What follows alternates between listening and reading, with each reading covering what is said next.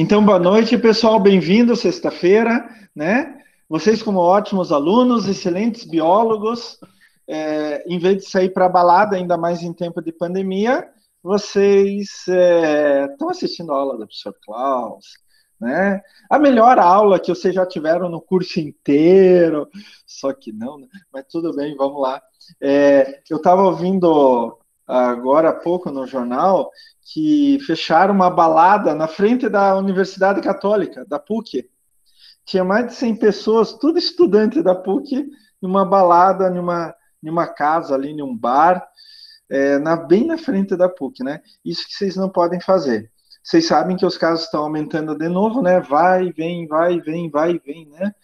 É uma gangorra, isso sobe, desce, sobe, desce, sobe, desce. Está sendo um problema muito sério.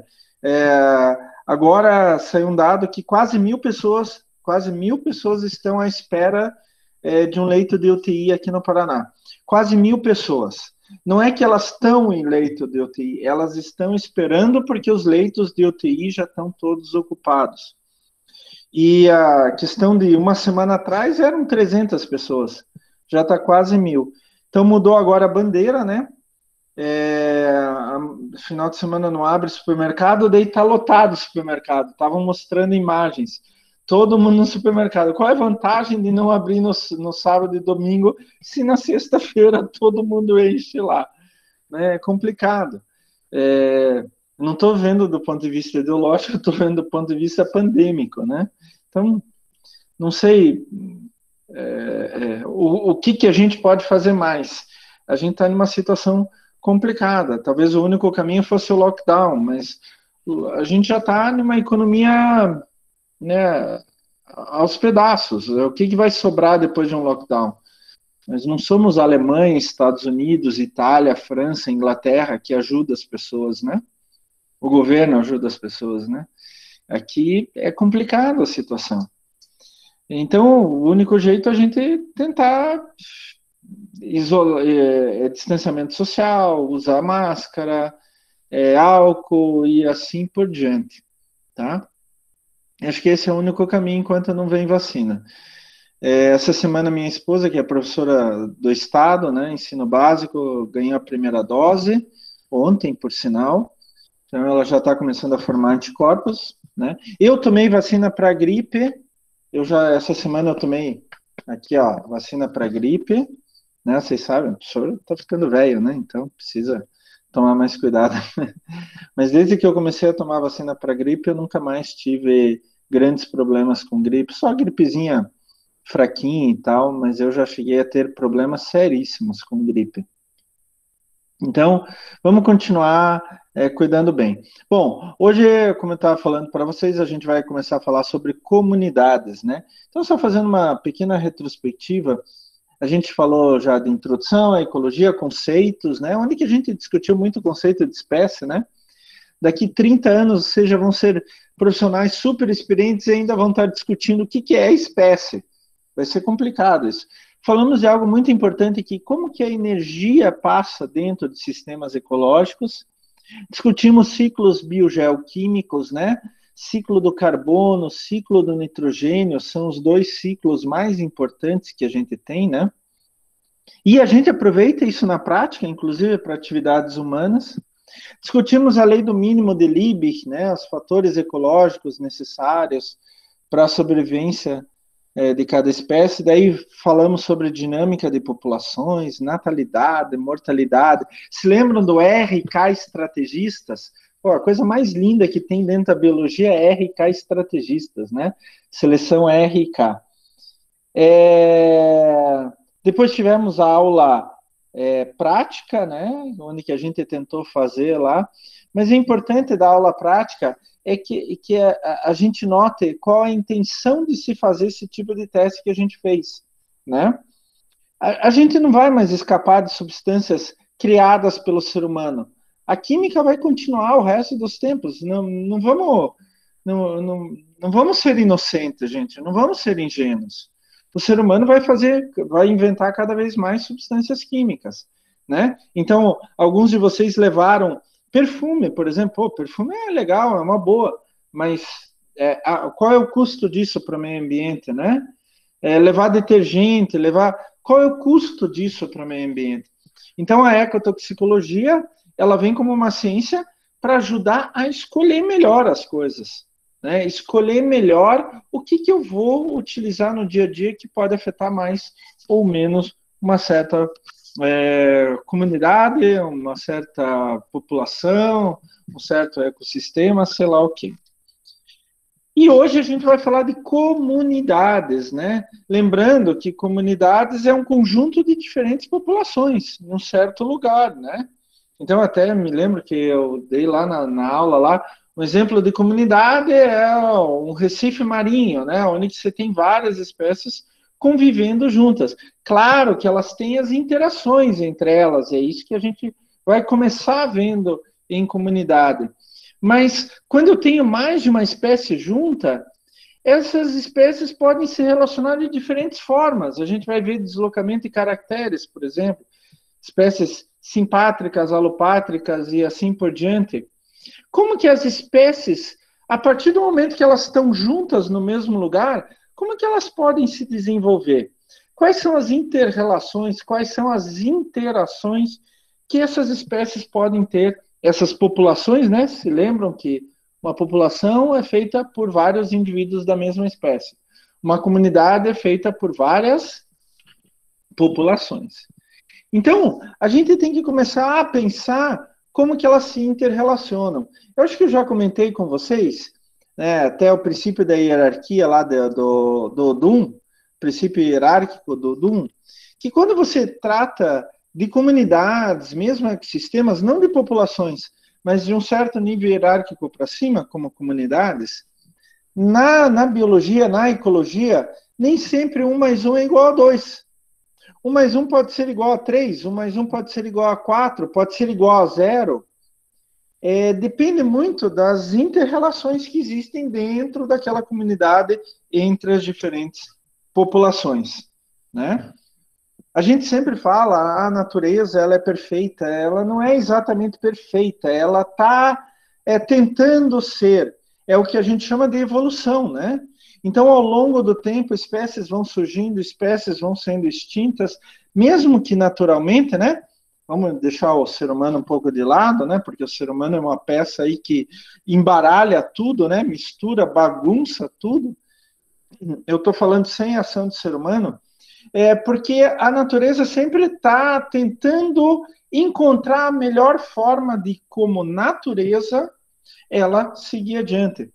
Um ecossistema está sempre tentando procurar a melhor forma de como ele, como ecossistema, seguir adiante, né?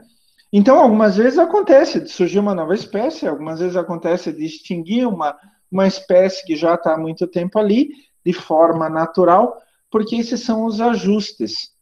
A natureza não é perfeita, mas ela persegue isto.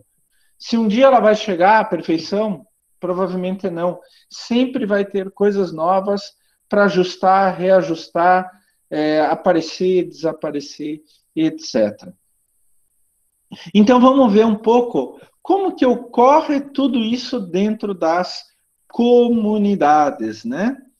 É claro que a gente não vai falar de tudo, absolutamente tudo, nem tem como, mas já dá para ter uma excelente ideia de como vocês pensarem uma comunidade.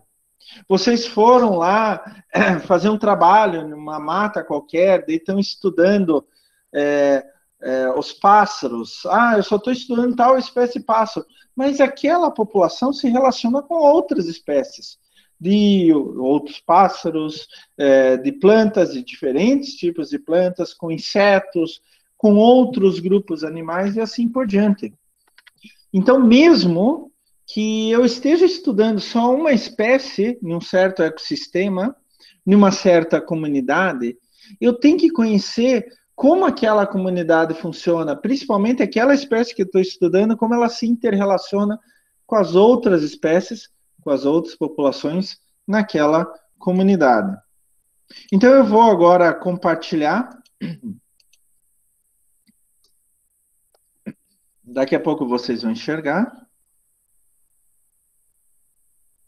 Meu computador está um pouco lento, gente, mas eu acho que daqui a pouco. Alguém pode me falar se vocês já estão enxergando? Tá aqui aparecendo, professor. Tá, Topologia, semana 16. tá, comunidades, ótimo. É que o meu computador aqui para mim ainda está um pouco. Tá um pouco complicado, mas ele deve aparecer logo. Bom, como eu sempre falo, né? Nós já estamos na semana 16, gente. Eu falei para vocês que contando com o exame final, nós temos 24 semanas. Mas assim, a 22 a 21 vai ser revisão para avaliação global 2, a 22 vai ser avaliação global 2. Na semana 23 vamos ter uma devolutiva, mais tarde eu explico como vai ser. E na semana 24 é o exame final, se por acaso alguém ficar do exame final, né? Passa o tempo, parece que foi ontem que a gente começou as nossas aulas, né? Bom, começando a falar de comunidades, né? Vocês se lembram que comunidades uma comunidade é um conjunto de diferentes populações e cada população é uma espécie única. E as comunidades, a partir do momento que as diferentes populações, as diferentes espécies, elas se unem, elas começam a ter interações, diferentes tipos de interação. Eu até já comentei algumas dessas interações com vocês, né? Não sei se vocês se lembram, eu acho que foi em dinâmica de populações, eu não me lembro. Estou tentando pegar minha caneta aqui. Vamos ver, caneta, cor vermelha, como eu sempre faço. O professor já está ficando cada vez melhor nessa caneta, tá? Aos poucos a gente vai. Deixa eu só fazer uma. Aqui, ó. Ótimo. Então, a primeira interação que a gente tem é neutralismo. Bom, pelo próprio nome fala, né? A espécie 1 ela não é afetada, nem a espécie 2. Então, nenhuma das populações é afetada pela outra. É mais ou menos assim, desculpa a expressão, principalmente em relação às meninas, mas uma tia minha, que se tivesse vivo ia ter 95 anos agora, ela falava assim, não cheira nem fede, né? Isso é neutralismo. Eu não incomodo você e você não me incomoda e acabou a questão. Daqui a pouco a gente vai ver mais detalhado a competição, competição por interferência direta e a competição por uso de recursos. E nessas competições, competição, um compete com o outro, todas as espécies vão perder, tá? Na competição por interferência direta, há uma inibição direta de uma espécie pela outra. A gente vai ver com detalhes esse caso. Na competição por uso de recursos, há uma inibição direta quando os recursos são escassos. O que quer dizer? Que as duas precisam do mesmo recurso. A interferência direta é algo mais físico, e aqui na competição por uso de recurso é, por exemplo, um alimento, água e assim por diante. O amensalismo é quando a espécie 1 perde e a espécie 2 não se ter nada, então a população 1 é inibida e a população 2 é não afetada. O comensalismo.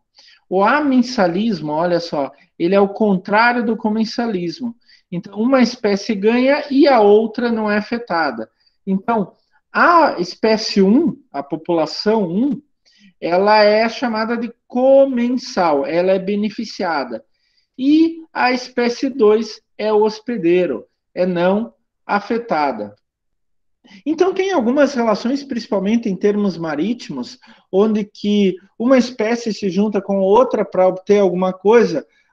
Por exemplo, aquelas rêmoras. Eu não sei se já viram, acho que é rêmora que se chama. Opa, alguém quer entrar na sala, bem na hora. O Júnior está entrando aí. Então, o comensalismo, existe uma espécie de peixe, se a memória não me falha, chamado rêmora, que ela tem aqui atrás da cabeça um tipo de uma ventosa. E daí ela se gruda em peixes maiores, como, por exemplo, um tubarão. Algumas vezes até em mamíferos, como baleia, que nadam mais devagar. Ela se gruda. E daí ela vai indo junto com o outro peixe maior. Por que ela faz isso? Boa noite, Júnior, tudo bem? Por que ela faz isso? O tubarão, por exemplo, ganha alguma coisa? Não. Mas a rêmora, eu tenho quase certeza que o nome é rêmora, tá? A rêmora, ela ganha porque ela é levada a grandes distâncias sem esforço nenhum. Então, ela ganha. Ela é o comensal. O hospedeiro não ganha nada. Ele também não perde nada. Esse é o chamado comensalismo, tá? É uma das inter-relações que podem ocorrer dentro de uma comunidade, tá? O parasitismo, a gente já viu o parasitismo, né? Quando uma das espécies é o parasita, geralmente é menor que o hospedeiro. Então, o parasita ganha do hospedeiro que é prejudicado. Eu sempre dou como exemplo de parasitismo, e eu tenho aqui em casa, a gente tem que tomar cuidado, a erva de passarinho, né? A erva de passarinho é um tipo de uma trepadeira, mas ela tem uma característica muito séria, que ela coloca uma parte do caule para dentro da árvore e começa a sugar seiva ali daquela região, tá? Da árvore.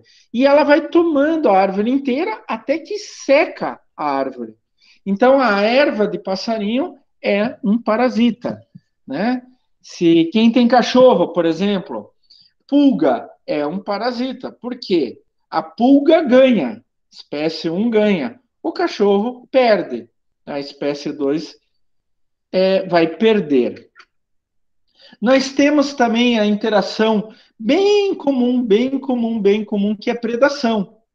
Lembrando que predação não é só de animais carnívoros, né?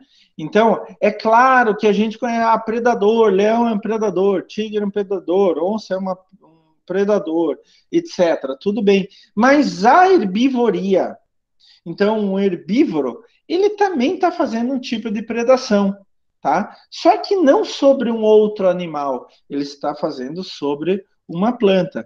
Então, na predação, normalmente um ganha e outro perde, que nem no parasitismo. Existe a protocooperação, onde que os dois ganham, né? Eu já até falei disso, e o mutualismo, né? Mutualismo, é mutualismo, onde que os dois também ganham. Qual é a diferença entre a protocooperação? Ela não é obrigatória. E a cooperação e o mutualismo é uma cooperação obrigatória. Por isso que a gente chama de protocooperação. Proto significa pré, significa primitivo. A cooperação, o mutualismo, surgiu primeiro na forma de protocooperação. Depois ele evoluiu para mutualismo propriamente dito. Né? Então, dois organismos diferentes começaram a chegar perto um do outro e colaborar um com o outro. Os dois estão ganhando. Mas se eles estivessem separados, eles iam sobreviver do mesmo jeito. No mutualismo, os dois ganham e os dois precisam daquilo para sobreviver. É uma relação, uma interação dentro da comunidade que é obrigatória. Por exemplo, bactérias, protozoários dentro do aparelho digestório de cupins. Os cupins, eles não comem, não digerem celulose por eles mesmos. Quem faz isso são bactérias, mas principalmente protozoários no aparelho digestório dos cupins. Então, essas são alguns exemplos de interação que a gente tem dentro de comunidades. E quando a gente vai estudar uma espécie, a gente tem que começar a pensar o que está acontecendo na relação daquela espécie que a gente está estudando com outras espécies dentro da mesma comunidade. Tá? Como eu falei para vocês, uma das interações mais importantes que a gente tem e que a gente precisa entender como funciona dentro da comunidade é a chamada interação competitiva. Competitiva, então uma competição. Mas, professor, eles vão competir por o quê? Por exemplo, por espaço. Dois corpos não ocupam o mesmo espaço, né? Vão competir por alimentos. Né? Então, quando eu, por exemplo, todo final de semana eu vou lá no meu jardim e tiro os matinhos do meu gramado. Por que que eu estou fazendo isso? Ah, porque os matinhos são diferentes da grama? Não, não é por isso. É porque os matinhos estão competindo com a grama por água, por nutriente, né, por alimentos, por luz e assim por diante. Pode ser por material residual, pode ser como proteção a carnívoros, pode ser por causa de doenças e assim por diante. Mais comum é espaço, nutriente e luz, tá? Esses são os tipos mais comuns de interação competitiva. Eu falei para vocês que a natureza não é perfeita, mas ela persegue isso há bilhões de anos, sei lá quanto tempo. Ela persegue isso. Então, sempre quando surgem novas situações, a própria natureza ela tende a se ajustar. E a interação competitiva, gente, é para isso também. Ela também serve para haver uma mudança naquela comunidade e a comunidade se ajustando ao longo do tempo. Por exemplo, para definir qual é o equilíbrio entre duas ou mais espécies. Quanto que eu tenho que ter de uma espécie, quanto que eu tenho que ter de outra espécie. Então é assim, deixa eu até sair da, da, da, da do compartilhamento. É mais ou menos assim, gente. Eu tenho um predador e eu tenho uma presa daquele predador. O que acontece se o predador matar todas as presas? Se alimentar de todas as presas? O que acontece, gente? Morre de fome. Vai ser extinto. E ele vai se auto-extinguir. Ele vai se auto-extinguir. Então, na interação entre as espécies, já começam a aparecer ajustes. Porque se o predador matar todas as presas, ele vai se extinguir. Vamos pegar o caso da SARS-CoV-2. Eu acho que eu já até comentei com vocês. É bem esse caso. É como se o SARS-CoV-2 fosse um predador. Vocês notaram que o SARS-CoV-2 ele só mata entre 1 e 2% das pessoas? Notaram isso? Ele faz isso de propósito. Ele faz isso e não pensa, né? Ô, gente, tá? Vamos tomar cuidado aí, né? O senhor não está dizendo que o SARS-CoV-2 raciocina, né? Mas isso faz parte da evolução dele ao longo do tempo. O SARS-CoV-2 não foi criado em laboratório, ele é natural. Pode ser que ele exista já há milhões e milhões e milhões de anos, só que nunca teve em contato com o ser humano como foi agora. O SARS-CoV-2, ele ataca um grande número de pessoas, então ele entra em uma população, pode pegar 10, 20, 30, 40% da população, mas ele só vai matar entre 1 e 2% daqueles que foram contaminados. Faz parte desse ajuste da interação competitiva. O SARS-CoV-2 tem uma interação competitiva conosco, tá? Isso é natural. Todo vírus tem, que ataca o ser humano, tem com o ser humano isso. Mas ele mata pouco, por quê? Se ele matar muito, daqui a pouco não vai mais ter ser humano para ele parasitar. Ele é um parasita obrigatório. Todo vírus é um parasita obrigatório. Daqui a pouco não tem mais ser humano. Então, ele desapareceria. E é isso que acontece algumas vezes, não ao ponto de extinguir, mas, por exemplo, com ebola. Ebola, se vocês ficam prestando atenção no noticiário, de repente, do nada tem um surto que mata centenas de pessoas. E daí o pessoal vai lá, tenta, faz de tudo, não consegue diminuir, de repente para. De repente para o surto de ebola.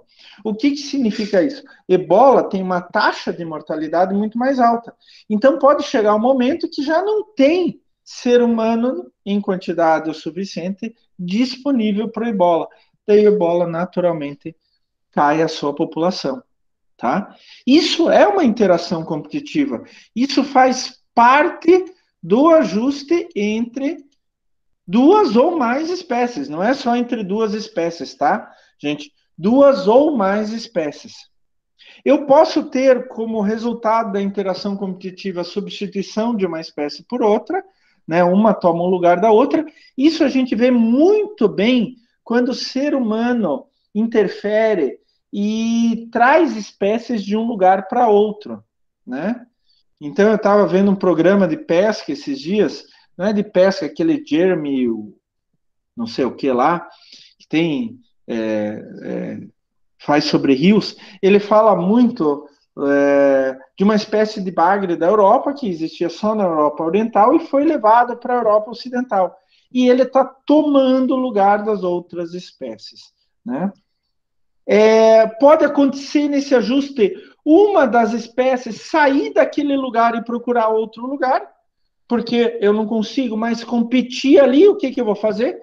Eu vou sair dali e ir para outro lugar, como resultado da interação competitiva, ou mesmo uma delas decidir, poxa, eu estou competindo com outro cara ali por alimento e não estou ganhando dele, eu vou morrer de fome. O que, que eu tenho que fazer? Procurar outro alimento.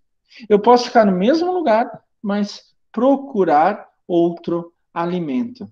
Então, esses são alguns dos resultados que eu posso ter nas interações competitivas, né? Vamos passar para outro slide. Uma das outras coisas que eu posso ter numa comunidade é a chamada coevolução. É um tipo de evolução das espécies dentro de uma comunidade. É o que a gente chama de interação evolutiva entre organismos, na qual a troca de informações genéticas entre os participantes é mínima e normalmente ausente. Isso significa o quê? A gente conhece a evolução, lá, a teoria da evolução de Darwin, quando eu tenho dois indivíduos da mesma espécie, eles trocam material genético, produzem uma F1 com mais adaptado ao ambiente, que vai produzir uma F2 mais adaptada ao ambiente e assim por diante, né? Vai selecionar de cada cruzamento indivíduos que estejam mais adaptados àquele ambiente. Isso é a evolução que a gente conhece, a tradicional, digamos assim, de Darwin. Mas na coevolução, eu tenho a mesma coisa, só que com espécies diferentes. Mas, professor, elas não vão cruzar. Não, não. Não é para ter troca de informação genética mesmo. Elas fazem uma evolução separada, mas a partir dos mesmos sistemas ecológicos, né? Então, por exemplo, uma flor, eu tenho um certo tipo de flor com néctar, e eu vou mostrar aqui, olha, já, próximo slide aqui. Eu não estou falando exatamente da abelha e tal, eu já vou falar de um caso mais tarde em deslocamento de caracteres. Mas eu tenho um inseto que vai se alimentar do néctar, do pólen de uma flor qualquer, só que aquela flor tem uma arquitetura diferente. Então, o inseto evoluiu para aquela arquitetura, né? Ou uma flor evoluiu para a morfologia do inseto, e assim por diante.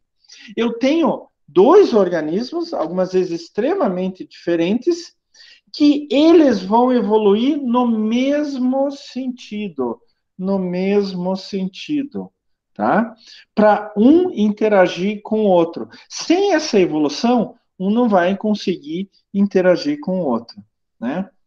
Então, quando a gente tem essa evolução conjunta, deixa eu pegar a caneta de novo aqui, o pessoal está ficando cada vez melhor. Quando a gente tem essa evolução conjunta, de duas ou mais espécies, né? Lembrando que tudo isso que eu falei até agora não precisa ser só duas espécies, espécie 1 e 2, pode ser um monte de espécies, tá? Elas não são intercruzantes, quer dizer, elas não cruzam uma com a outra e dão prole fértil, tá? Mas elas têm uma estreita, acabam tendo uma estreita relação ecológica. É o caso típico de plantas e herbívoros. A gente vai discutir alguns exemplos daqui a pouco. Onde que a evolução de uma espécie depende da outra espécie. Inclusive, depende da evolução da outra espécie. E isso daí, a gente dá o nome de pressão seletiva recíproca. Então, eu falei o caso dos insetos, né? Olha o caso de predadores e presas. Vocês já devem ter visto aí em documentários, lido artigos e etc., que o predador, ele toma um certo comportamento, por exemplo, de emboscada, em função do comportamento da presa. E daí, quando a presa ela percebe isso, ela começa a desenvolver um outro comportamento. Isso é um tipo de coevolução. A coevolução não significa que as duas espécies vão se ajudar. Elas podem tentar se evitar também. Mas elas estão evoluindo uma em função da outra. Isso é coevolução. Olha aqui o que eu coloquei, olha. Pressão seletiva recíproca. Isso pode ser pro bem, onde as duas vão ganhar, caso de inseto com planta, com flores, né? E pode ser pro mal, onde que uma espécie tenta fugir da outra. Porque, por exemplo, as gazelas têm orelhas bem grandes e a concha auricular ela é bem sensível e ela consegue voltar para qualquer lado, consegue colocar para qualquer lado, para ouvir o predador chegando. Então, o predador lá, a onça ou sei lá o que, bate num galinho, a gazela, os cervídeos em geral, eles já ouvem, eles já prestam atenção. O comportamento deles, até a morfologia do corpo deles, é em função de escapar do predador. Isso daí é uma coevolução. Coevolução também nós temos aquelas espécies, né, de pássaros sem vergonha, onde que colocam um ovo no ninho do outro, né? O cuco, por exemplo, né, da Europa, o chupim aqui no Brasil, etc. E daí o pássaro que é dono do ninho, que era para ter colocado o ovo ali, ele acaba incubando e alimentando outro pássaro. Isso é uma coevolução do cuco, coevolução desse daqui que tomou conta do outro. Algumas vezes os pais, o pai e a mãe do cuco, chegam no ninho de outra espécie e jogam fora os ovos dessa segunda espécie. Colocam o seu ovo para essa segunda espécie poder chocar e depois alimentar. É muita vagabundagem, né, gente? Fica entre nós. Mas isso daí também é uma coevolução. O pássaro, que é dono do ninho, acha que aquele é um filhote dele, por mais estranho que possa parecer, mas acha que aquele é um filhote dele. Isto também é uma coevolução. Olha lá, pressão seletiva recíproca. O que é recíproco? Eu sou educado com vocês e vocês são educados comigo. Isso é uma educação recíproca. Cada um é educado com o outro, né? Com o que está do outro lado. Então, a coevolução, ela não deixa de ser uma pressão seletiva recíproca. Aqui tem um exemplo, né? Aliás, tem mais de um exemplo aqui. Tanto pressão seletiva recíproca para ajudar quanto para afastar, né? Aqui, herbívoro e planta, né? Então, animais que vão se alimentar, vão pastar, por exemplo, né? Herbívoros em geral. Eles exercem uma forte pressão seletiva sobre as plantas. E daí, o que as plantas podem fazer? Elas podem produzir compostos secundários para desencorajar o pastejo. Então, se você vai numa pastagem de gado, por exemplo, você vê que algumas plantas o gado não come. Por quê? Aquelas plantas são ruins para ele, tem gosto ruim, algumas vezes tem um certo veneno, pimenta, alguma coisa que faz com que o herbívoro deixe de comer. Os cactos, por exemplo, né? Os cactos têm espinhos, alguns com espinhos muito grandes, né? Aqueles espinhos são folhas modificadas, a grande maioria deles são folhas modificadas. E por que o cactus faz isso? Para os herbívoros não irem comer os cactos, né? Tanto que lá no Nordeste a gente já até melhorou geneticamente a palma é um cactus palmado, assim, aquele cactus bem estreito, parece uma palma de mão mesmo, verde, parece uma raquete de tênis. A gente já selecionou palma que consegue sobreviver na seca, tem um conteúdo razoável de água e nutrientes. A gente desenvolveu palma sem espinho, né? Para quê? Para a gente poder cultivar e dar para o gado. Mas a palma tem espinho. E algumas espécies de palma têm espinhos até grandes. Então, ela não formou composto secundário, mas modificou a sua morfologia para que os herbívoros não chegassem, né? Então, esses compostos secundários, por exemplo, podem ser compostos orgânicos produzidos pelas plantas que atuam como uma defesa química da planta, tornando ela menos palatável ou mesmo venenosa. Menos palatável é isso daqui é ruim, é o gosto ruim. Não quer dizer venenoso, mas esses compostos Professor, orgânicos podem ser venenosos também. Pode falar. a planta carnívora se encaixa onde? A planta é uma coevolução também, porque ela evoluiu, independe se encaixa onde, é uma coevolução, porque ela evoluiu para caçar um certo tipo de presa, tá? Então, toda a morfologia, inclusive a fisiologia da planta, ela é feita em função daquela presa. Ela tira nutrientes dali. É bem legal falar. Eu gosto de plantas carnívoras, não sou entendedor de plantas carnívoras, tá?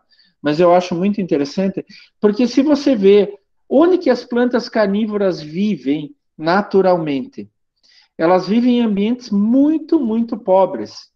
Você pega lá, por exemplo, no Monte Roraima, né, entre o Brasil e acho que a Guiana Inglesa, se não me engano, é um platô a 3 mil metros de altitude, com um clima horrível, não tem nada lá em cima, só água, e lá é rocha, quase que pura. E tem muitas espécies de planta carnívora lá.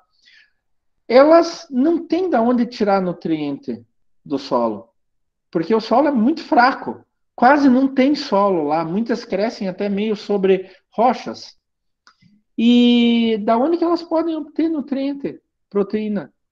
Elas podem obter dos insetos. Então elas tiveram que coevoluir em função da presa, né? Evoluir em função da presa para pegar aquela presa. Inclusive, algumas presas estão evoluindo já para escapar. Elas sabem que não podem cair naquela armadilha. Então, é um tipo de coevolução. É mais coevolução de um lado, não são os dois lados que estão evoluindo ao mesmo tempo, tá?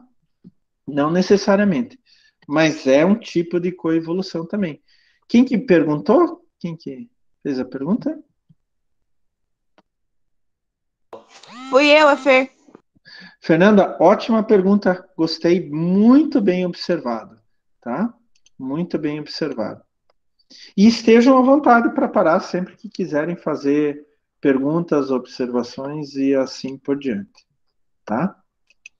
E também, quando a gente está falando da relação entre herbívoros e plantas, né?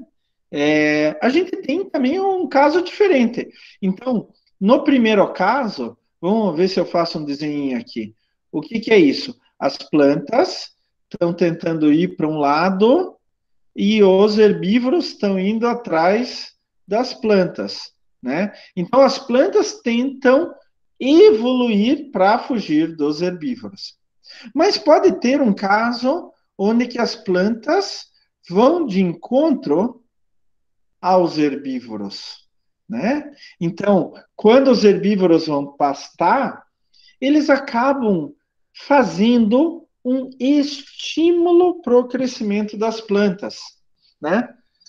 Vocês já sabem daquelas histórias, né? Que os nossos pais, avós, olha, você tem que cortar esta planta em época de lua cheia e não sei mais o que, porque a lua ela vai fazer com que a seiva circule mais rápido, vai crescer mais rápido e etc.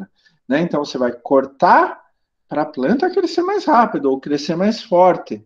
né? Mesma coisa com cabelo, se bem que eu já não tenho mais muito, mas tudo bem. Mesma coisa com cabelo. E isso pode acontecer na coevolução entre herbívoros e plantas. As plantas já não veem os herbívoros como inimigos, eu tenho que me proteger deles. As plantas veem os herbívoros como uma fonte de ter maior sucesso ainda. Então, tem alguns herbívoros que, por exemplo, os grandes herbívoros, como as vacas, elas não pastam até o final, elas só pastam até uma altura. Então, lá nas savanas africanas, os gnus, as zebras, os búfalos, eles pastam até um ponto. Aquele ponto é o suficiente para tirar, por exemplo, folhas em senescência, que estão tirando, roubando energia, e assim por diante. E daí a planta pode voltar a crescer com maior força. Tá? Então, algumas vezes o pastejo dá um estímulo para o crescimento das plantas. As plantas vão de encontro aos herbívoros, as plantas precisam que os herbívoros vão fazer, que façam o pastejo, e vai beneficiar os dois, né? Os herbívoros vão ter alimento e as plantas vão ter o estímulo para o seu crescimento. Tem uma teoria, gente, chamada seleção de grupo. Eu nem gosto muito de falar dessa teoria, porque ela é meio estranha e ela não foi provada ainda em termos naturais, só em termos artificiais. É uma seleção entre grupos ou conjunto de organismos, onde que é tipo uma coevolução, mas não necessariamente tem associação mutualista, né? Coevolução pode ter uma associação mutualista, né? Originalmente foi explicado, foi utilizado para explicar certos comportamentos nas sociedades humanas e animais que parecem beneficiar o grupo, mesmo que haja prejuízo individual. Como que eu vou explicar isso? Vocês já devem ter visto naqueles documentários da Segunda Guerra Mundial os kamikazes. Kamikazes eram pilotos de avião de caças do Japão, que no finalzinho da guerra, que o Japão estava praticamente já perdido, e eles queriam ainda tentar recuperar. Então, alguns pilotos, eles enchiam o avião inteiro de bombas e se jogavam em cima de navios americanos. O que eles estavam pensando? Eu vou me sacrificar, mas o meu país vai ganhar a guerra. Isso é muito comum entre os seres humanos. Ou quando uma pessoa... Aren, não faz essas brincadeiras, não. Aren. Não faz essas brincadeiras, Aren, por favor. Seja mais politicamente correto. Bom, mas vamos lá. Algumas pessoas, elas sacrificam a própria vida para outras. É muito comum pais, né, pai e mãe, sacrificar a sua vida. Não é muito comum, mas acontece sacrificar a sua vida para que os filhos sobrevivam, né? Ou, por exemplo, agora na pandemia, o índice de pobreza aumentou muito no Brasil, tem muita gente passando fome, e os pais deixam de comer para dar comida para os filhos. Isso se observa em alguns animais também, mas é uma teoria para a natureza, para o meio ambiente, tirando o ser humano. Para o ser humano é mais comum, você consegue provar isso. Mas para animais, para plantas, isso é mais complicado provar, isso é um pouco mais difícil provar. Mas é como se fosse um altruísmo. É o que a gente chama entre os seres humanos de altruísmo. Não necessariamente é altruísmo, porque algumas vezes pode não resultar em prejuízo individual. Altruísmo é quando eu deixo de fazer alguma coisa para mim para fazer pelos outros. Ou eu dou meu dinheiro para os outros, e daí eu não tenho mais. Eu dou minha comida para os outros, daí eu não tenho mais comida. Isso é altruísmo. Até a Bíblia fala disso, né? Daquelas duas mulheres que disputavam uma criança, Daí o rei Salomão pegou uma espada, então eu vou dividir essa criança. Metade vai para uma mãe e metade vai para outra. Já ouviram essa história? E daí uma das mulheres falou: não, não, rei, não faça isso. Essa criança pode ficar com a outra.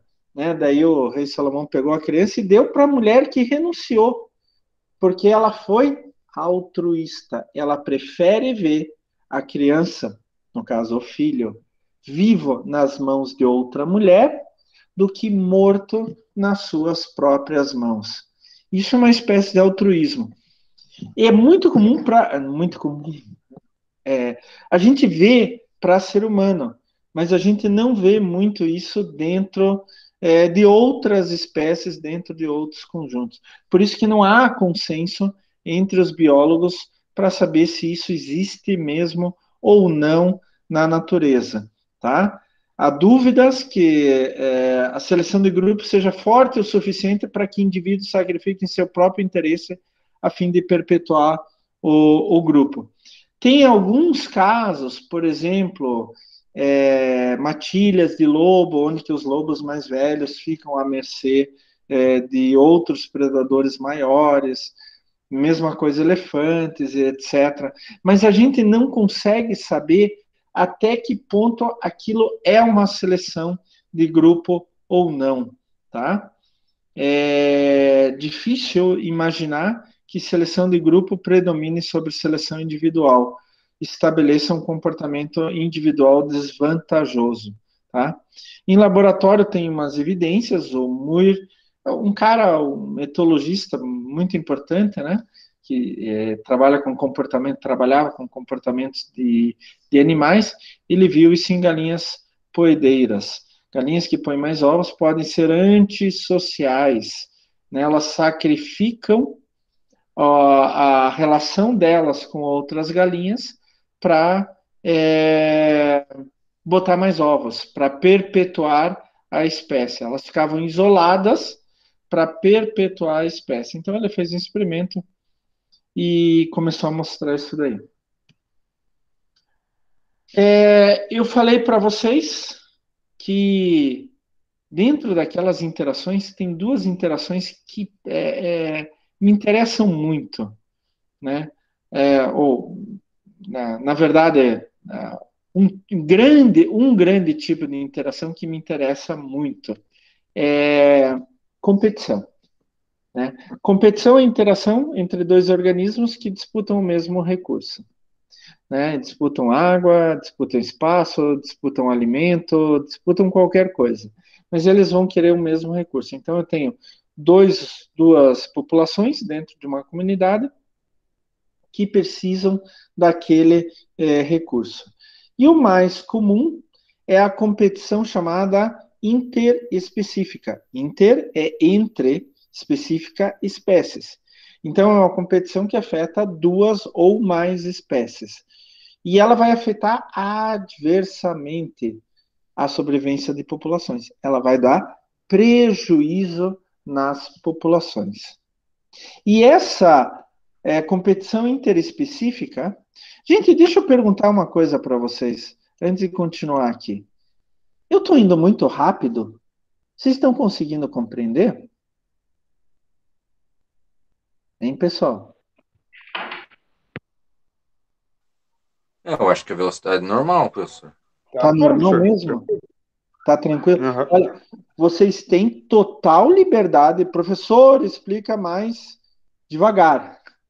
Eu tenho um caso, em 1990, eu fui fazer um intercâmbio, eu sou luterano, fui fazer um intercâmbio da Igreja Luterana Brasileira com a Igreja Luterana da Alemanha.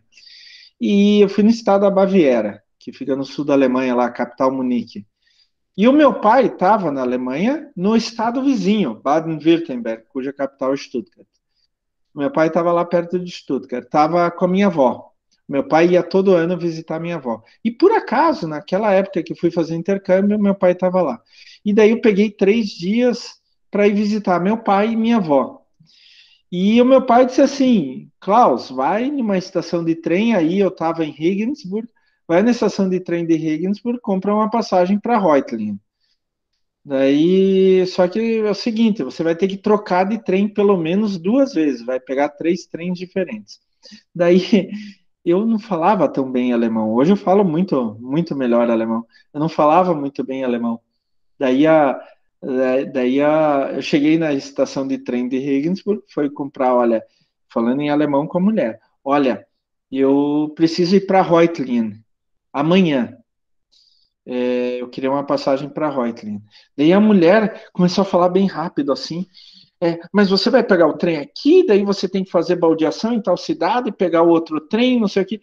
E daí eu falei para ela em alemão: olha, me desculpe, eu sou brasileiro, eu não falo perfeito alemão, a senhora poderia falar um pouco mais devagar?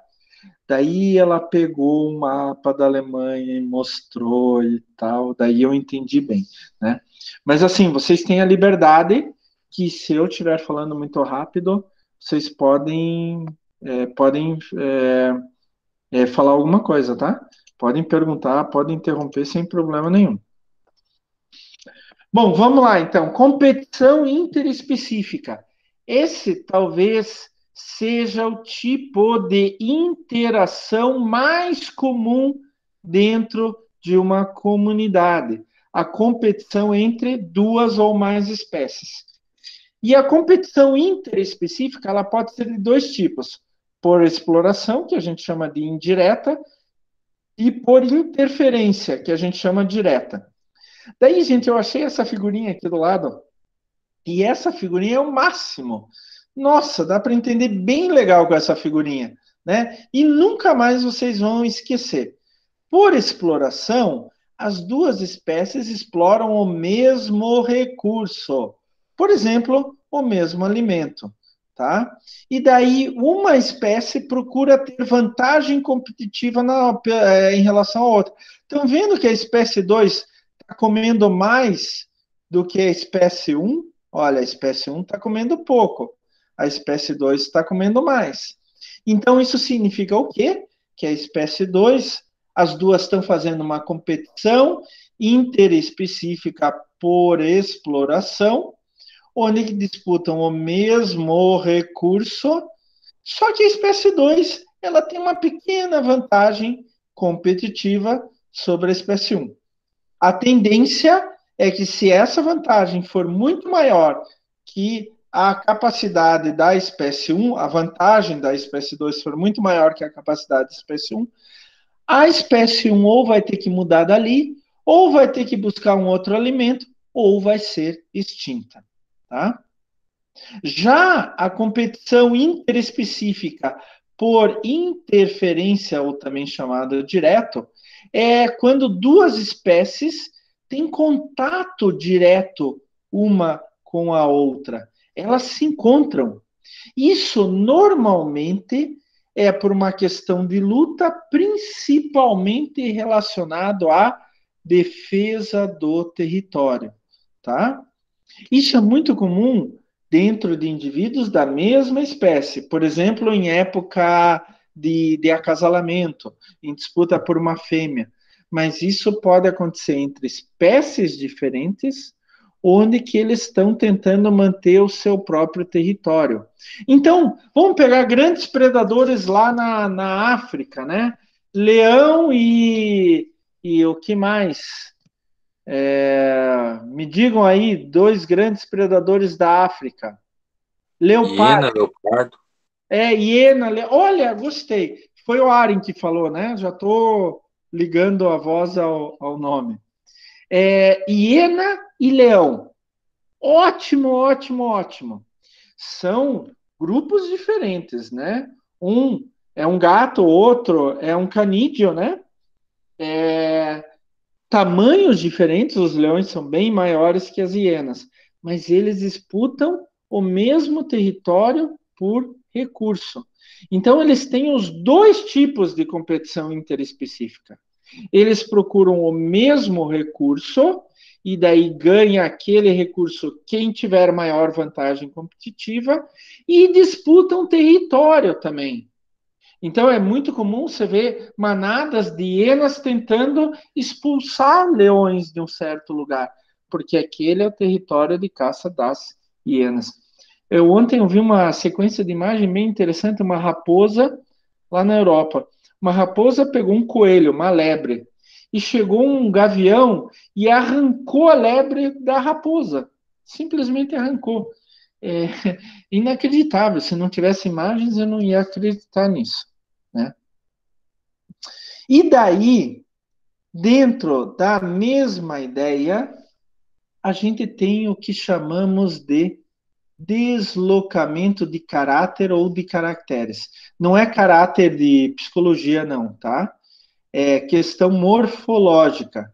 Caracteres morfológicos. Isso é um tipo morfológicos.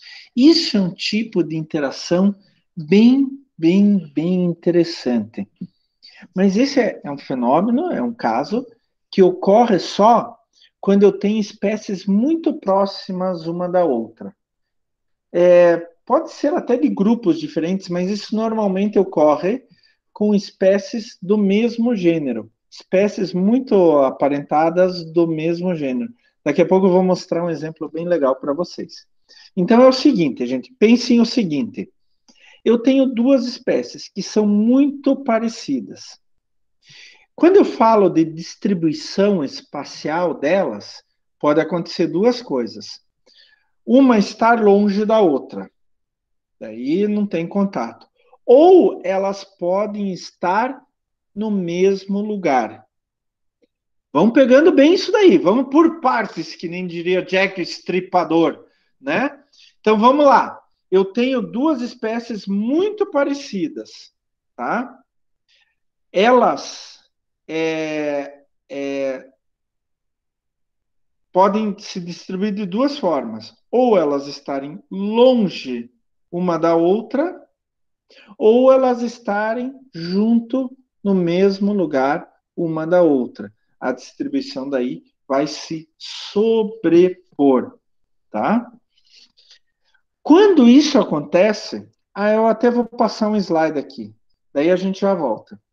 Quando eu tenho as espécies longe, espécies, vamos colocar lá, similares, muito parecidas, tá? Espécies muito parecidas.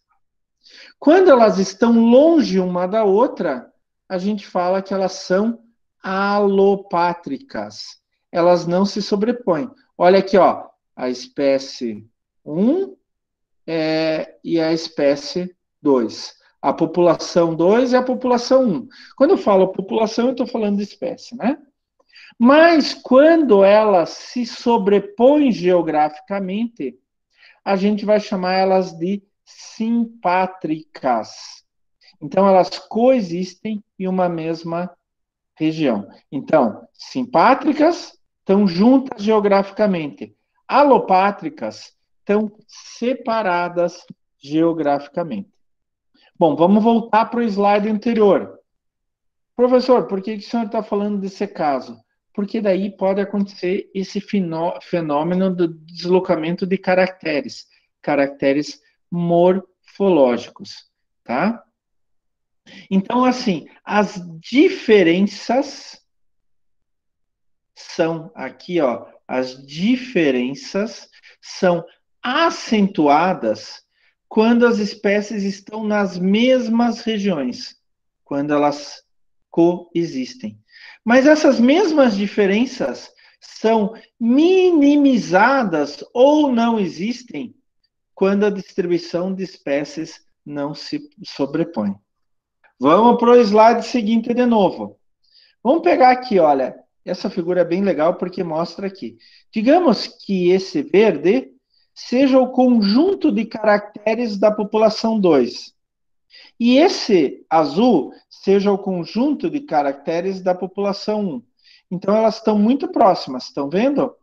Não estão iguais, porque não são a mesma espécie. São duas espécies diferentes, tá? Então, essa é uma população alopátrica, essa é uma população alopátrica.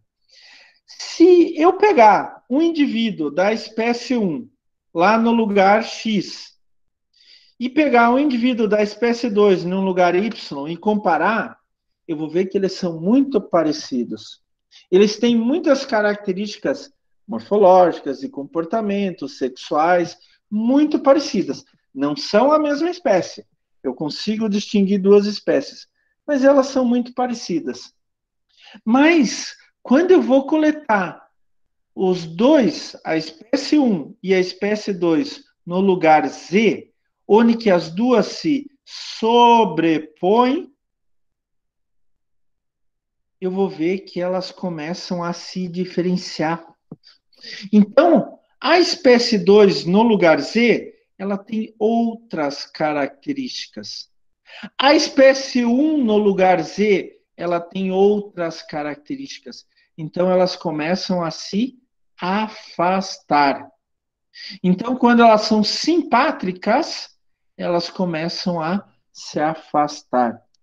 Isso pode ser mudanças, pegando aqui de novo a caneta, pode ser mudanças morfológicas, pode ser mudanças fisiológicas, ou pode ser mudanças comportamentais, tá? Então, olha que interessante, deslocamento de caracteres. Eu literalmente, pode ser um caráter morfológico, um caráter fisiológico, um caráter sexual, pode ser qualquer tipo de caráter. Pode mudar uma cor, por exemplo. Pode mudar a necessidade por um nutriente. Pode mudar o comportamento de acasalamento. Por que que elas fazem isso? Alguém pode dizer para mim por que isso acontece? Alguém pode chutar aí por que isso acontece? Aren, Samantha, Emanuele, Heloísa estão aí na minha aula ainda? Vocês podem chutar por que isso acontece, pessoal? Deslocamento de caracteres. Por que vocês acham que isso acontece? Vamos lá. Vamos lá, podem errar à vontade se quiserem, não tem problema.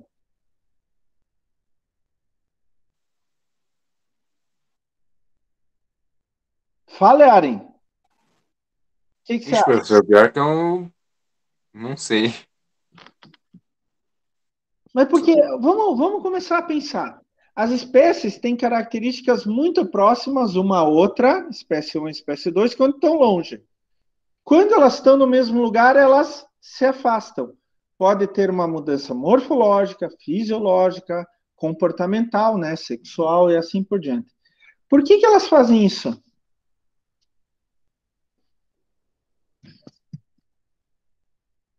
Tem uma razão bem lógica. Não precisa nem ser ecólogo para isso.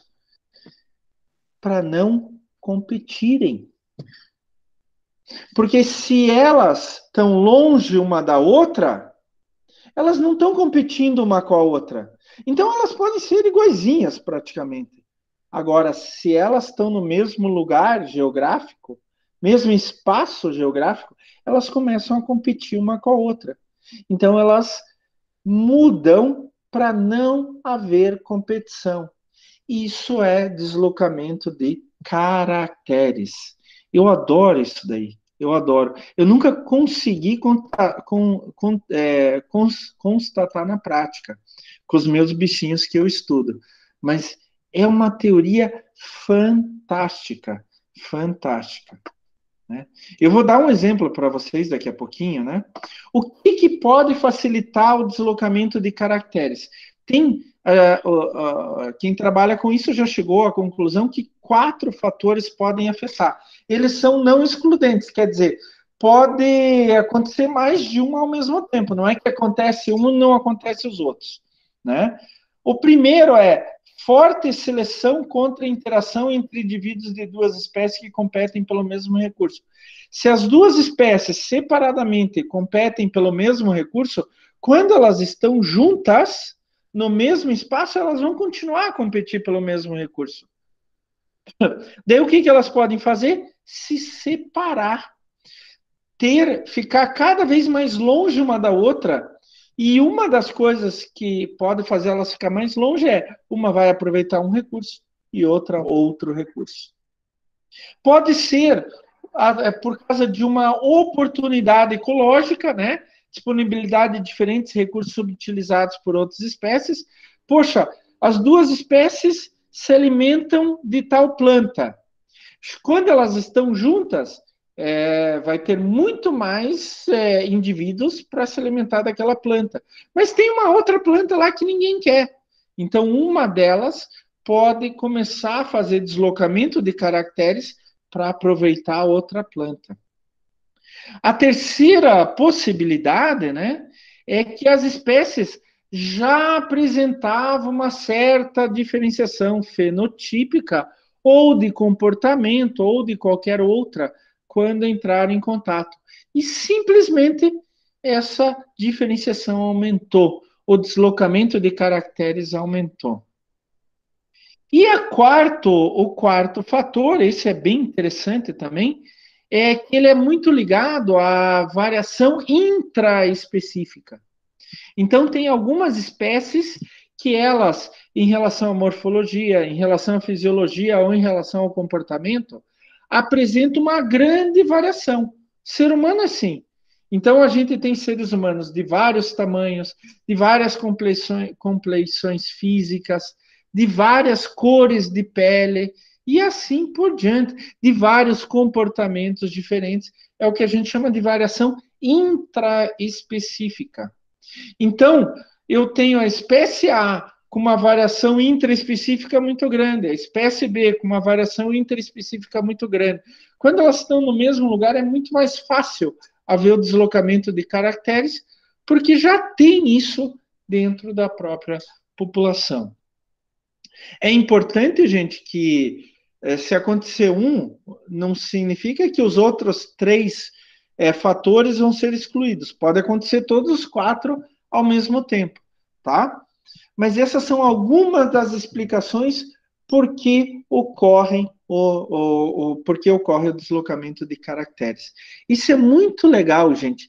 Isso é legal para a gente começar a ver, quando a gente vai lá para o mato e tal, pesquisar uma espécie só, o que está acontecendo com as espécies semelhantes a ela. E, professor, o que vai dar de resultado final isso daí? As consequências, né, do deslocamento de caracteres. Primeiro, uma evolução correlacionada de outros caracteres. Quer dizer, uma espécie vai evoluir para uma direção que antes ela não imaginava evoluir. Mas como ela entrou no mesmo espaço que outra espécie muito semelhante, ela acabou sendo obrigada a evoluir em outra direção.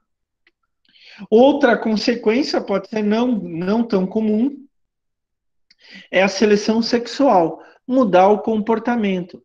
Se forem duas espécies com comportamento sexual, por exemplo, de corte, né? Muito próximo, uma das espécies pode sofrer o deslocamento de caracteres e mudar totalmente seu comportamento no momento da seleção sexual. Outra consequência, mas daí é uma consequência até meio difícil de ser provada, é uma especiação, né? Então, vamos pegar lá o slide anterior. Como está poluído esse slide. Eita, professor Klaus, né? Eu tinha a população 1, isso daqui é uma espécie. A população 2, outra espécie. O que pode acontecer? Quando a população 1 estiver junto com a população 2, pode acontecer o deslocamento de caracteres, certo? E daí, em vez de eu ter uma população 1 com uma característica derivada da original, uma população 2 com uma característica derivada da original, eu vou formar uma população 3. Eu vou ter o fenômeno da especiação. Eu vou acabar formando uma nova espécie. Eu vou acabar formando uma espécie diferente. Isso é muito difícil de provar, gente. É muito difícil de provar. Teve um caso, que eu não sei se você pode considerar isso, mas teve um caso lá na Austrália, onde que eles tinham uma população de cangurus que eles trouxeram de outro ponto da Austrália.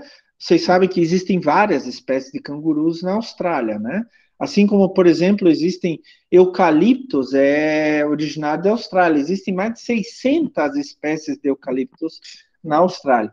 Existem várias espécies de cangurus na Austrália. Daí, uma vez, escapou um canguru que não era nativo da região onde estava o zoológico, lá, escapou do zoológico, e fez uma população separada.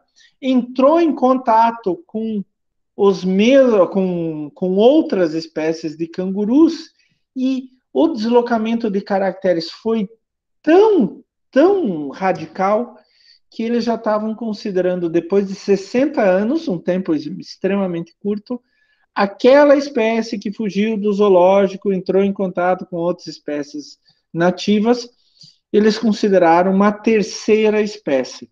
Ela fez a especiação. Ela teve um deslocamento de caracteres tão violento e tão rápido em 60 anos, né, não são muitas gerações, que eles já estavam considerando como uma outra espécie. Tá? Não é o caso do cão.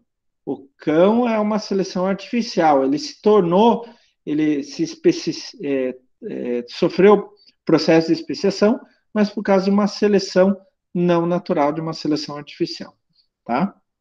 E, finalmente, a última consequência que a gente pode ter devido ao deslocamento de caracteres é a extinção de uma ou mais espécies, né?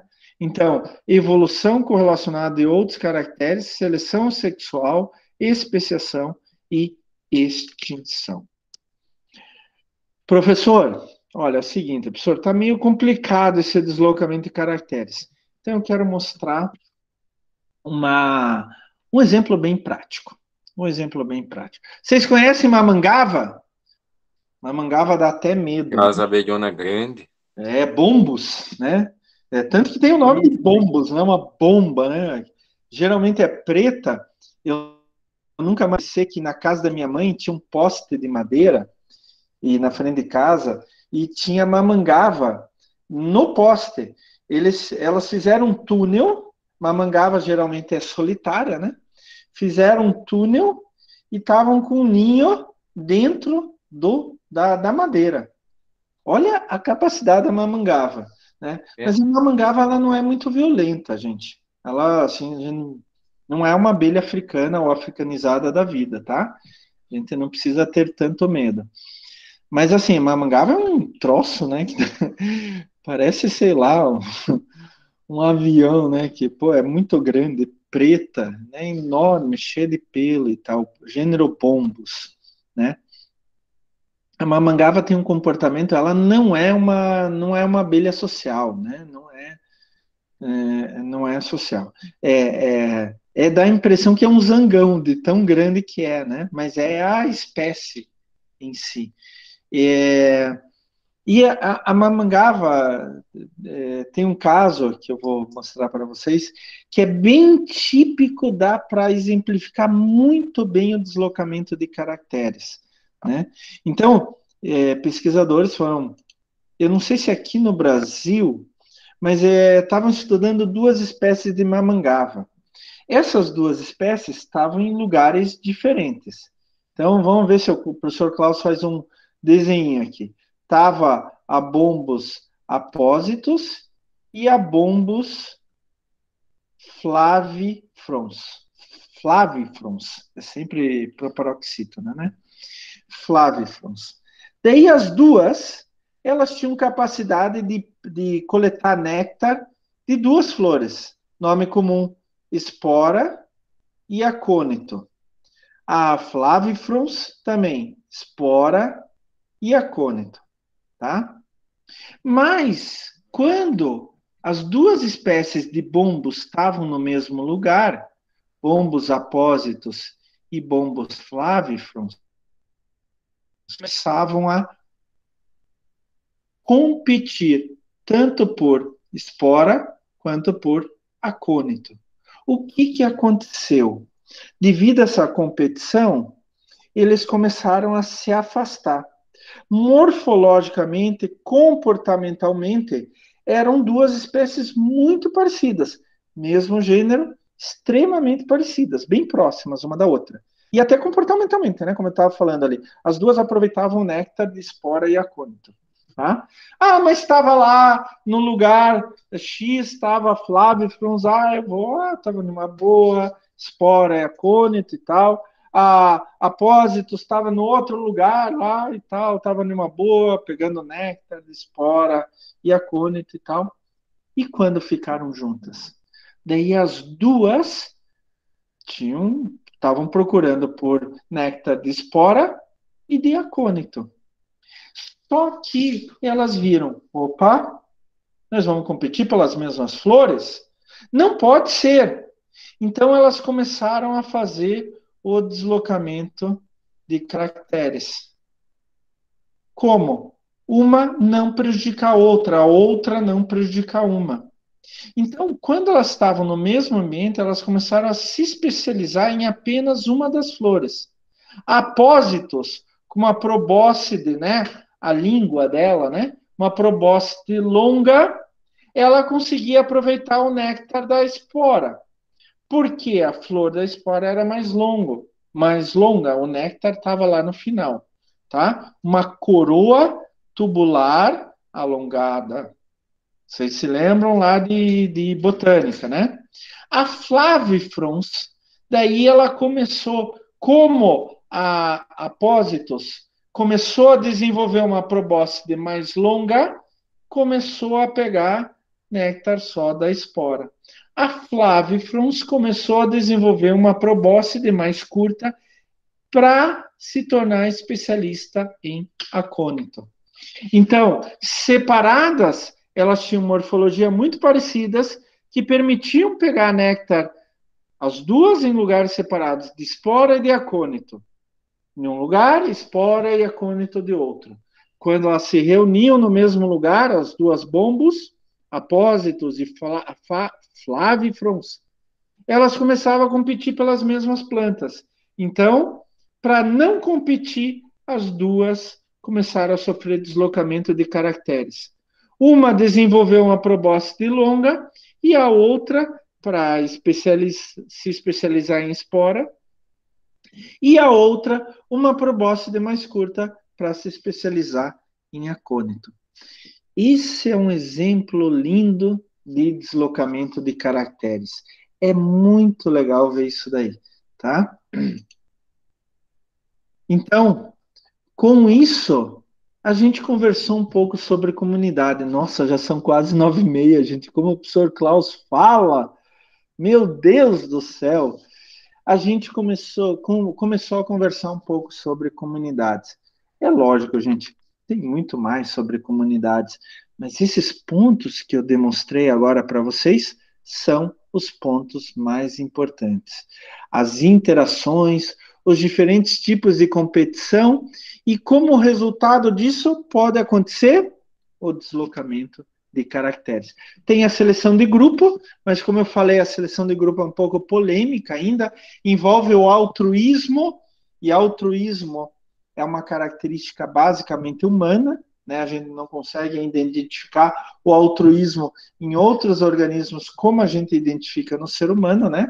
Com o mesmo fundo, mas é um pouco polêmico, mas o deslocamento de caracteres é muito conhecido e é muito interessante, tá? Pode levar, inclusive, a uma formação de uma nova espécie, uma terceira espécie, tá? Ou até a extinção de uma das duas, dependendo do caso, tá? Legal, né, gente? Legal, eu acho isso muito fascinante. Nossa, isso aí, quando a gente consegue ver na prática, melhor ainda, né? Mais fascinante ainda, né? Colocações, gente? Perguntas, dúvidas? A Fernanda saiu da aula, acho que chegou a pizza na Fernanda. Vamos na casa da Fernanda, gente, agora comer uma pizza. Fale, Júnior. Não, tranquilo, professor. Eu vou tentar compartilhar aqui. Tem minha avó, ela tem uma mamangaba na casa dela ali. Você tirou E fez foto? exatamente como o professor exemplificou aí. Não, fez um túnel na madeira, assim, foi É bem incrível. legal. E você Eu tô tentando sabe, compartilhar aqui, mas não tá indo. Você vai em apresentar agora, ali Vocês embaixo estão do me lado ouvindo? direito. Ó, tá entrando, tá entrando. Não, não entrou.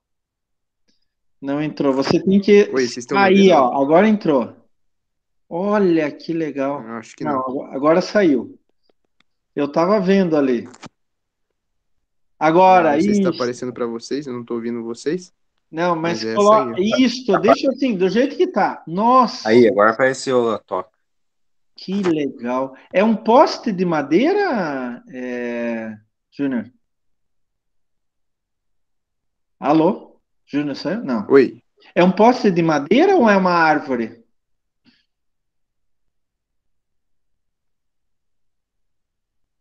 Você sabe o que que é? Na base do que é? Tá me ouvindo, Júnior? Eu acho que ele tá sem microfone, pelo que eu não sei. Não, ele estava falando agora, eu acho que pode Ele ser que. falou, mas ele não sei se. Mas na oi. casa da minha avó também uma vez apareceu na viga do telhado, ela estava fazendo. E ela Agora eu estou não. ouvindo vocês. Agora eu Apareceu tô a ouvindo. imagem aí? Apareceu sim. E eu fiz uma Ah, vocês pergunta para viram? você. É um poste de madeira ou uma árvore morta? É um poste de madeira. É. As É um mamangavas, poste de madeira. eu tenho notado que as mamangavas, elas geralmente fazem isso em madeira morta. Então, um poste de madeira, aqueles postes antigos de luz, por exemplo, que eram de madeira, ou uma árvore morta, Aham. ela dificilmente faz numa árvore viva. Deve ter a ver com a seiva, alguma coisa assim. Ah. Pode ser. Eram duas que ficavam Um casal, elas são no quintal da minha avó solitárias, lá. né? Daí ela ficava acompanhando. Elas são solitárias, Uhum, elas se juntam para casa lá e pronto, né? Então provavelmente elas uhum. estavam e elas fazem esses túneis normalmente na época de acasalamento para colocar o vinho lá dentro e a larva se desenvolver lá dentro, tá? Elas são solitárias, as mangavas, os bombos. Não tem muita gente que estuda bombos aqui no Brasil, apesar de ter uma fauna bem diversa de bombos. Gente, Aquela ali era bombos, professor. era bombos, com certeza. Mamangava é bombos, tá? Uhum. A grande maioria das mamangavas são, o que a gente conhece popularmente como mangava, são bombos. Gente, eu queria aproveitar e perguntar para vocês, já estão começando a pensar no jogo didático que vocês vão ter que apresentar? Já estão começando a pensar? Sim, Sim, você já está com a ideia na cabeça, Heloísa? já. Eu, a Samantha e a Karina, a gente estava pensando em fazer um tabuleiro. Ótimo. Lembrem-se que tem que ser com conceitos de ecologia. Vocês têm que escolher uma série, um ano, ver o que aquele ano tem de ecologia, qual é a profundidade, e a partir disso vocês desenvolverem um jogo, pode ser de tabuleiro, sem problema, que ajude no entendimento da matéria pelos alunos daquele ano. Ah, eu quero desenvolver um jogo para alunos do quinto ano. Então eu vou lá ver o que eles têm de ecologia e vou desenvolver um jogo para alunos do quinto ano. Inclusive, pessoal, é assim, eu faço um oferecimento para vocês. É lógico, depois da disciplina, né? Não antes. Não no andamento da disciplina. Mas se alguém quiser, a gente pode até fazer um trabalho científico com isso. Como que seria esse trabalho? A gente vai numa escola, por exemplo, vocês determinaram que é para o quinto ano. A gente vai numa sala de aula do quinto ano, a gente faz um teste com eles para saber qual é o nível de conhecimento de ecologia. Daí a gente aplica o jogo e depois refaz o mesmo teste. Antes a gente não deu as respostas. A gente aplica o jogo e daí refaz os mesmos testes. Isso é uma metodologia para ver o nível de aprendizado a partir de uma certa metodologia de ensino, tá? Então, se vocês quiserem, a gente pode fazer isso até tentar publicar um trabalho, tá? Então, a gente tem vários ex-alunos nossos do curso de biologia que dão aula hoje. A gente pode falar com eles, a gente pode ver com os professores, onde que a gente pode ir em escolas. É claro que depois da pandemia, né? mas se vocês tiverem interesse, a gente pode fazer até um trabalho científico, e se quiserem, até registrar o jogo, né? Não estou dizendo que vai industrializar, ganhar dinheiro, mas registrar, deixar o jogo registrado em nome de vocês, como se fosse uma patente. Não é bem uma patente, mas é como se fosse uma patente, tá? Então, eu faço esse oferecimento, ajudo vocês sem problema nenhum, tá? Depois, se vocês quiserem continuar isso daí mais tarde. Tá certo, pessoal? Legal, professor. Beleza. É uma oportunidade a mais. Ninguém é obrigado, tá? Obrigado é apresentar o jogo, a gente discutir o jogo, tirar a maior nota possível no jogo. Isso que eu estou falando agora para vocês é, se quiserem, se surgir oportunidade, se o jogo for bom, né? Por que não? Podemos tentar.